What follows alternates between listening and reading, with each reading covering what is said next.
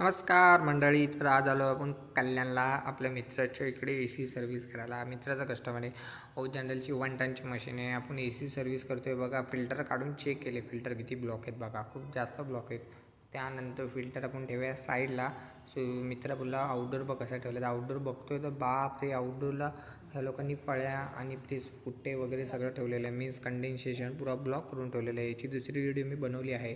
पण हे असं काम असेल तर कसं करणार यार. मीन्स मशीनवर प्रॉब्लेम. त्यानंतर इंडोर कॉईल आपण खोललेली आहे. इंडोर कॉईल चेक करतो आहे बघा, एवढी घाण आहे थोडी घाण आहे. त्यानंतर बॅक कॉईल याची खूप घाण आहे. तर काही नाही, आपण जेट पण मारून दिल्यानंतर एकदम त्यानंतर आता आपण आउटडोरकडे गेलो. आउटडोरचं मारून झालं आहे. बाजूला लाईटची मशीन होती, मी त्यालाही पाणी मारून दिलं. बोललो ठीक आहे आपण पाणी मारून देऊया. काय बाजूबाजूला आउटडोर होते 1.5 टनचं आहे. पण आपल्या मशीनचं काम झालेलं आहे. मी ड्रेन पाईप पुरं रिकामी केलेलं आहे आपलं पाईप. त्यानंतर बघू शकता फिल्टर चकाचक क्लीन, मीन्स एकदम नवीन. मशीनच नवीन झालेली ॲक्च्युली.